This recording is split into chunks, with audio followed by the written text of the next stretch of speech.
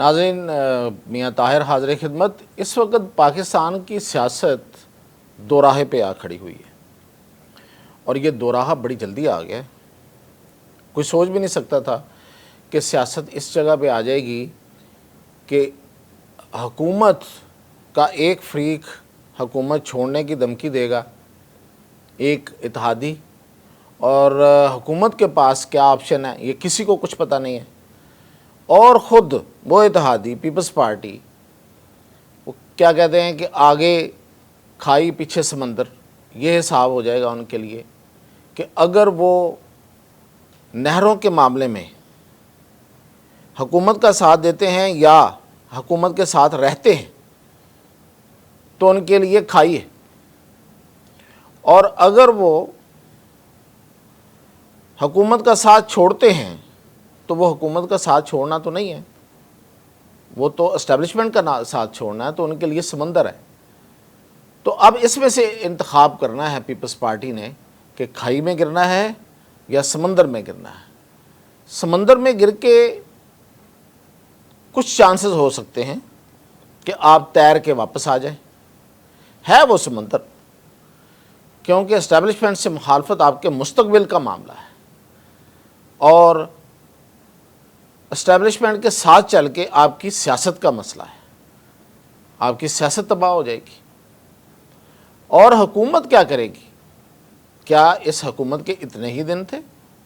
क्या यही लिखा हुआ था तकदीर का? तो लोग कहते हैं, जो वाक़फ़ान हाल हैं, कि ऐसा भी नहीं है। अगर ऐसा नहीं है तो फिर कैसा है?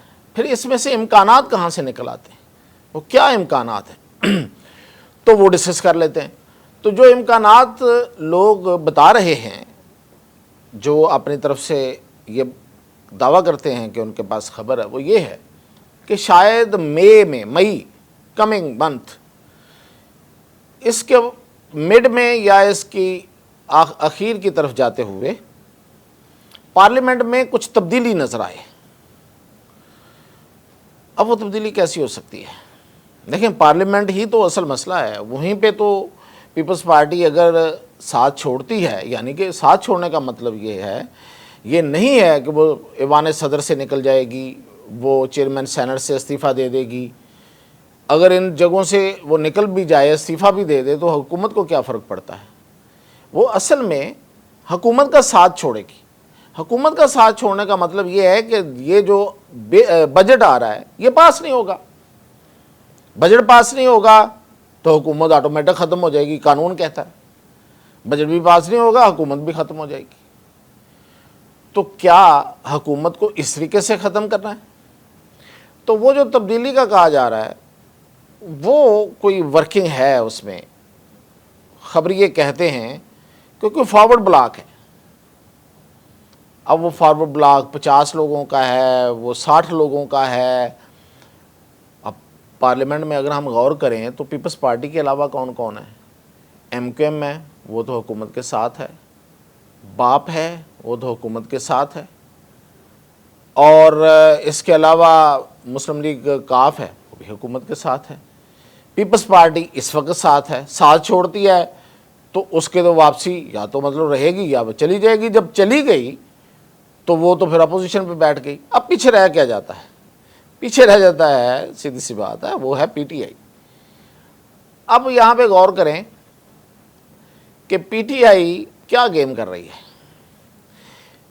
इस वक्त असद कैसर मुल्क से बाहर स्टॉन्च लीडरशिप जो सख्त गिर हो सकती है, जो कोई मसला बना सकती है, जो कंप्रोमाइज़ नहीं कर सकती है। फ़र्ज़ करें उमर अयूब बड़ा सख्त बोलते हैं, सख्त गिर हैं, उनकी सीट अभी वो ख़बरें आ रही हैं कि वो उनकी विकेट ख़तरे में, क्योंकि उनका जो इलेक्शन हुआ है उसमें कुछ इश्यूज़ हैं और उसकी जो अगर दोबारा गिनती होती है तो पहले से बताने वाले बता रहे हैं, हम तो उनकी बात कर रहे हैं भाई, वो बताते हैं तो फिर हम भी बता देते हैं कि वो शायद गिनती उनके उल्ट पड़ जाए तो वो सीट भी गई, तो वो विकेट भी गई।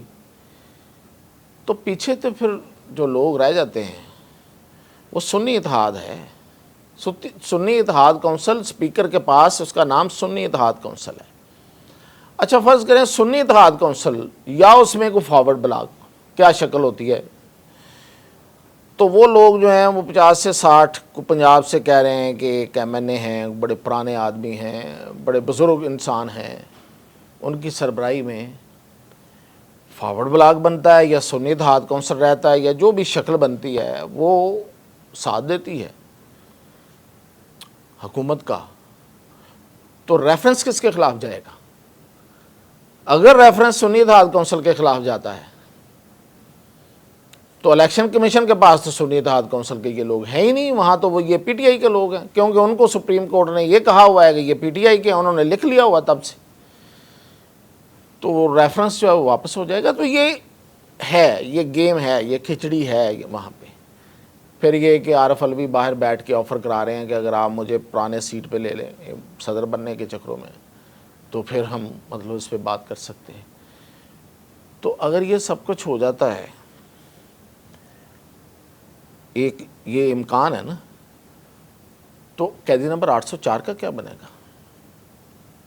वो तो अकेला रह जाएगा, मतलब पार्टी हुकूमत में और वो जेल में। अजीब नहीं हो जाएगा? अच्छा, दूसरा ऑप्शन क्या हो सकता है? दूसरा ऑप्शन पहले से वैसे ज़ेरे गौर था, लेकिन वो मुस्लिम लीग नून की हद तक ज़ेरे गौर था, और उसमें एस्टेब्लिशमेंट किसी हद तक ऑन बोर्ड थी। वो ये था कि मिड टर्म किसी वक्त 2 साल, 2.5 साल, 3 साल के बाद हम एक मिड टर्म इलेक्शन करवाएंगे, हम इलेक्शन करवाएंगे। समझ आ गई ना? तो इसका मतलब ये है कि नेशनल असम्बली का इलेक्शन होगा, सूबाई असम्बलियाँ अपनी अपनी जगह पे इंटैक्ट रहेंगी, और फिर एक जो उसमें से आएगा वो हुकूमत बनाएगा। तो वो कौन आएगा? जिस जिसकी हुकूमत होगी वो आ जाएगा, जो सूबों में होगी। तो जहाँ जहाँ डेंट डालना हुआ वहाँ वहाँ डेंट भी डाल दिया जाएगा। तो ये मनसूबा था पहले से। अब इनमें से कौन सा पीपल्स पार्टी स्टेट्समैनशिप का मुजाहरा करती है, सिंध को भी साथ लेके चलती है, चल पाती है या नहीं चल पाती है, हुकूमत से अलहदा होती है, हुकूमत से अलहदा होती है तो गवर्नमेंट में कौन आएगा, PTI में फॉरवर्ड ब्लॉक बनता है तो क्या सूरत बनेगी, और भी PTI को क्या मिलेगा, कैदी नंबर 804 का क्या बनेगा, और अगर मिड टर्म इलेक्शन होता है तो फिर क्या होगा। ये सारी के सारी इफ्स एंड बट्स। लेकिन सूरत हाल, अब कुछ लोग इस क्रेडिट देना नहीं चाहते, लेकिन देखें सिंध की जो कॉम्प्रेस जमातें हैं उनके पास कुछ नहीं है, कोई इलेक्शन नहीं है, पीछे भी कभी नहीं रहा, कोई एक आध सीट कभी होगी तो होगी, वो भी सिंध असम्बली की हद तक। लेकिन उन्होंने पूरे पाकिस्तान की सियासत को हिला के रख दिया है इन नहर वाले मामलों में। अच्छा, एक और ऑप्शन भी हो सकता है, खैर उसको भी देख लेते हैं। वो ये है कि पोजीशन जो इस वक्त है सब ने ली हुई है, वो हर कोई अपनी पोजीशन से एक एक कदम पीछे हट जाए, एस्टेब्लिशमेंट थोड़ा रिलैक्स करे, पीपल्स पार्टी मामलात को सिंध में कंट्रोल करे, नहर बन भी जाए, और वो क्या कहते हैं कि साम भी मर जाए लाठी भी बच जाए, तो दोनों काम हो जाए। और ये पीपल्स पार्टी कर सकती है, लेकिन अभी तक हालात उसके पूरी तरह कंट्रोल में नहीं है। अब वक्त बताएगा कि वो कैसे करेगी, क्योंकि ये फार्मूला ज़ेरे बहस आ रहा है कि क्यों ना नहर बना के, एक नहर पंजाब की और 5 नहरें सिंध की, और कंट्रोल इन नहरों का, पानी का कंट्रोल सिंध को दे दिया जाए, सिंध इरिगेशन डिपार्टमेंट को दे दिया जाए। तो फिर तो कोई मसला नहीं होना चाहिए।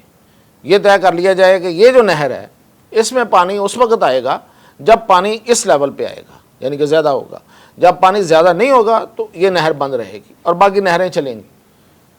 तो मेरा ख्याल है कि ये भी फिर भी एक मसला, ये अब पता नहीं कि सिंध में क्या इसका रिएक्शन आता है, क्या सिंध में आया उभरा हुआ जो रद्द अमल है, वो जो गुबार है, अभी तूफ़ान तो नहीं कह सकते, वो बैठेगा या नहीं बैठेगा, या तूफ़ान की शक्ल इख्तियार करेगा।